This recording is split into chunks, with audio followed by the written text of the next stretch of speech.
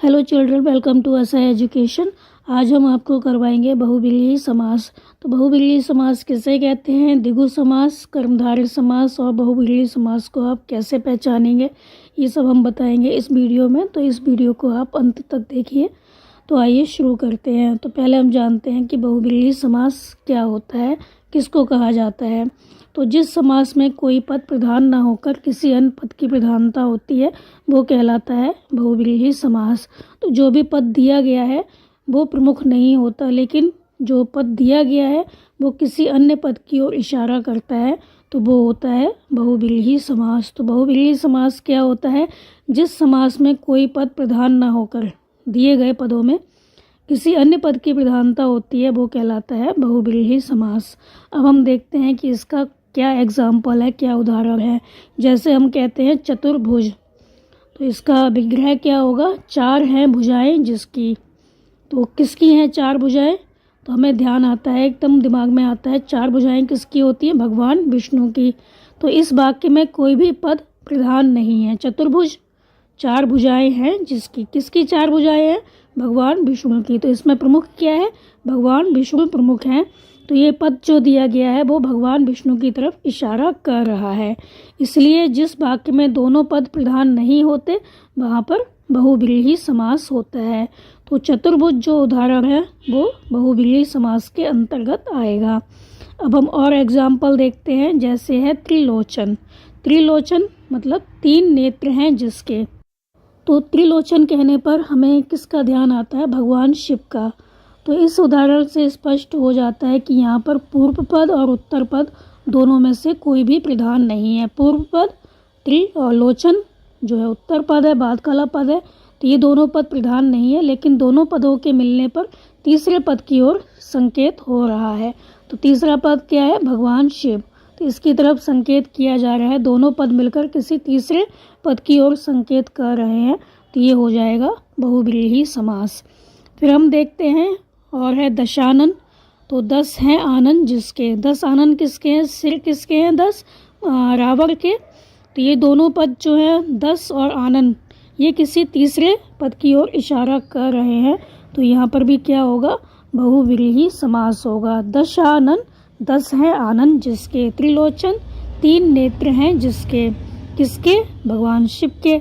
दशानन, 10 हैं आनन जिसके, किसके हैं 10 आनन, सिर किसके हैं 10 रावण के। तो इसी तरह है सहस्राक्ष, मतलब सहस्र हैं आंखें जिसकी, हजारों आंखें हैं जिसकी। तो कौन है, वो है इंद्र। फिर है एक दंत, एक है दांत जिसका। एक दंत वाला कौन है, वो है भगवान गणेश जी। तो दोनों पद मिलकर किसी तीसरे पद की ओर इशारा करते हैं। इसमें त्रिनेत्र, 3 है नेत्र जिसके, या त्रिलोचन, 3 है नेत्र जिसके, लोचन माने नेत्र। तो यहाँ पर हो जाएगा शिव जी।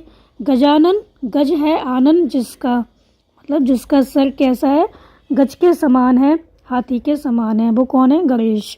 लंबोदर, लंबा है उदर जिसका। तो लंबा पेट किसका है, बड़ा पेट किसका है, गणेश जी का। तो लंबा है उदर, लंबोदर लंबा है उदर किसका, गणेश। मिठ बोला, मिठ बोला मतलब मीठी है बोली जिसकी। तो एक विशेष व्यक्ति है, उसके बारे में कहा जा रहा है, विशेष व्यक्ति। तो मीठी है बोली जिसकी, तो मिठ बोला, तो मीठी है बोली जिसकी अर्थात विशेष व्यक्ति। खगेश, खगों का ईश, पक्षियों का ईश कौन है, अर्थात गरुड़। तो यहाँ पर जो पहला पद है और उत्तर पद है वो किसी तीसरे पद की ओर इशारा कर रहा है। जिसमें दिए गए जो पद हैं वो किसी तीसरे पद की ओर इशारा करते हैं, तो वो होता है बहुब्रीहि समास। अब हम देखते हैं कि बहुब्रीहि समास और द्विगु समास में क्या अंतर है। तो द्विगु समास किसे कहते हैं, द्विगु समास वो समास होता है जिसका पहला पद संख्यावाची होता है और दूसरा पद विशेष्य होता है। जबकि बहुब्रीहि समास में समस्त पद ही विशेषण का कार्य करता है, मतलब समस्त पद ही किसी तीसरे व्यक्ति की विशेषता बताता है। लेकिन जो द्विगु समास होता है उसमें पहला पद संख्यावाची होता है। आप इसको याद कर लीजिए, जो पहला पद होगा उसमें कोई ना कोई संख्या होगी। जैसे हम कहते हैं चतुर्भुज, तो इसके विग्रह पे आप ध्यान दीजिए। हम कहते हैं चतुर्भुज, तो 4 भुजाओं का समूह अगर हम कहते हैं तो यहाँ पर होगा द्विगु समास। अगर हम कहते हैं 4 हैं भुजाएं जिसकी, 4 भुजाएं हैं जिसकी, तो तीसरे पद की ओर इशारा करेगा अगर, तो वहाँ होगा बहुव्रीहि समास। तो इसमें चतुर्भुज में बहुव्रीहि समास भी हो सकता है और द्विगु समास भी हो सकता है। अगर आपके एग्जाम में विग्रह दिया हुआ है चतुर्भुज का 4 भुजाओं का समूह, तो आप लिखेंगे द्विगु समास। अगर दिया हुआ है 4 हैं भुजाएं जिसकी अर्थात विष्णु, तो वहाँ आप लिखेंगे बहुव्रीहि समास। और अगर आपसे पूछा जाता है कि चतुर्भुज में कौन सा समास है, तो आप विग्रह करके दोनों समास में से कोई भी लिख सकते हैं। तो आपको विग्रह करना अनिवार्य होगा यहाँ पर कि आप बताएंगे कि चतुर्भुज में द्विगु समास क्यों है या चतुर्भुज में बहुव्रीहि समास क्यों है। अगर आप लिखते हैं 4 भुजाओं का समूह, तो यहाँ पर क्या हुआ, द्विगु समास होगा। और आप अगर लिखते हैं 4 हैं भुजाएं जिसकी, तो यहाँ पर क्या होगा, बहुव्रीहि समास होगा। ऐसे है पंचवटी, तो 5 बटों का समाहार, 5 बटों का समूह, तो यहाँ पर क्या होगा, द्विगु समास होगा। और हम लिखते हैं पंचवटी, अगर इसका हम विग्रह करते हैं 5 बटों से घिरा एक निश्चित स्थल अर्थात दंडका अरण्य, मतलब जहाँ पर राम और सीता जी ने निवास किया था, तो वो होगा बहुव्रीहि समास। अगर हम कहते हैं त्रिलोचन, तो 3 लोचनों का समूह, 3 नेत्रों का समूह, जहाँ पर समूह आएगा वहाँ पर आएगा द्विगु समास। और जहाँ पर आएगा 3 लोचन हैं जिसके, तो किसके, तो वहाँ पर होगा शिव, तो वहाँ पर आएगा बहुव्रीहि समास। तो आपको इतना समझ में आ गया होगा कि त्रिलोचन है। अगर हम लिखते हैं 3 नेत्रों का समूह, तो वहाँ पर होगा द्विगु समास। अगर हम लिखते हैं 3 नेत्र हैं जिसके, तीसरे पद की ओर इशारा किया गया है, तो वहाँ पर हो जाएगा बहुव्रीहि समास। तो आपको विग्रह देखना होगा कि इसमें क्या लिखा हुआ है, तो आप लिख के आएंगे। अगर नहीं लिखा हुआ, विग्रह नहीं दिया हुआ है, तो आप दोनों का विग्रह करके बताएंगे कि इसमें बहुव्रीहि समास या द्विगु समास क्यों है। ऐसी है दशानन, 10 आननों का समूह, 10 सिरों का समूह, तो यहाँ पर होगा द्विगु समास। अगर लिखा हुआ है 10 आनन हैं जिसके, 10 सिर हैं जिसके, किसी तीसरे पद की ओर इशारा किया गया है अर्थात रावण, तो यहाँ पर होगा बहुव्रीहि समास। तो आपको विग्रह देखना होगा कि किस तरह से किया गया है, उसी हिसाब से आपको अपना आंसर लिखना होगा। और विग्रह अगर नहीं दिया गया एग्जाम में, तो आपको विग्रह लिखकर बताना होगा कि आपने ये समास क्यों लिखा है। फिर है कर्मधार और बहुव्रीहि समास में अंतर। तो कर्मधार और बहुव्रीहि समास में अंतर समझने के लिए भी हमें पहले क्या करना होगा, जो समास दिया गया है उसका विग्रह करना होगा, उसको देखना होगा कि वो क्या बता रहा है। तो इन दोनों समासों में अंतर समझने के लिए इनके विग्रह पर भी ध्यान देना होगा। तो कर्मधारय समास क्या होता है, कर्मधारय समास वो समास होता है जिसमें एक पद तो होता है विशेषण या उपमान और दूसरा पद होता है विशेष या उपमेय। मतलब एक पद होता है जो विशेषता बता रहा होता है और दूसरा पद वो होता है जिसकी विशेषता बताई जाती है। तो एक पद जो विशेषता बताता है उसको हम कहते हैं विशेषण, और दूसरा पद जो विशेषता जिसकी विशेषता बताई जाती है वो कहलाता है विशेष या उपमेय। तो जैसे हम कहते हैं नील गगन, तो यहाँ पर नील गगन, गगन कैसा है, नीला है, तो आकाश की विशेषता बताई गई है कि वो कैसा है, नीला है।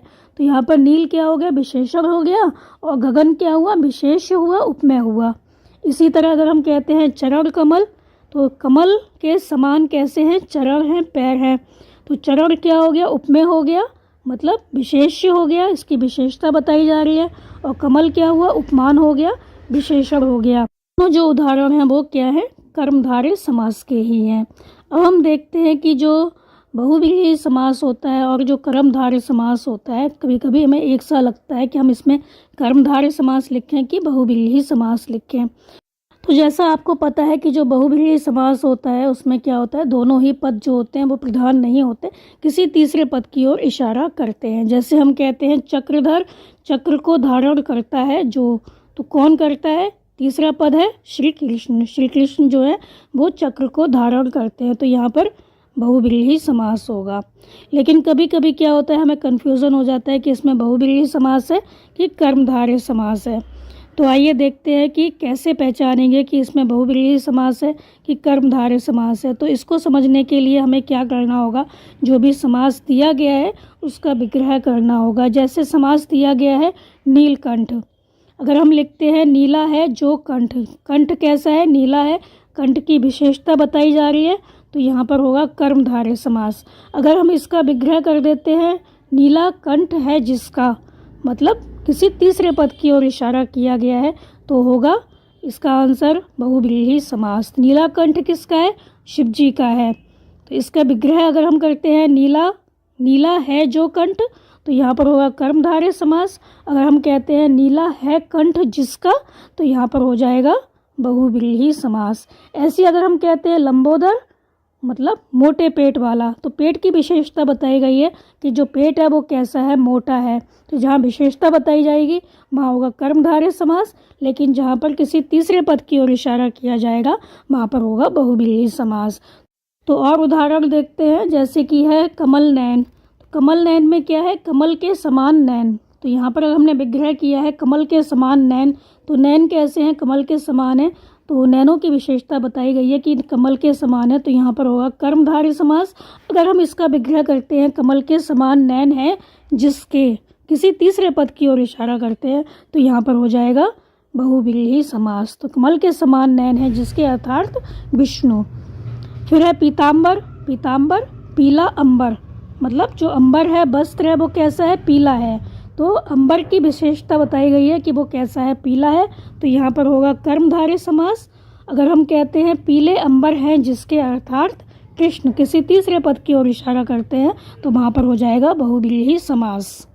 फिर है महात्मा। अगर हम कहते हैं महान है जो आत्मा, जो आत्मा कैसी है? महान है। आत्मा की विशेषता बताई गई है, तो यहाँ पर होगा कर्मधारय समास। अगर हम कहते हैं महान आत्मा है जिसकी, तो किसकी है? तीसरे व्यक्ति की, किसी तीसरे पद की ओर इशारा किया गया, तो यहाँ पर होगा बहुव्रीहि समास।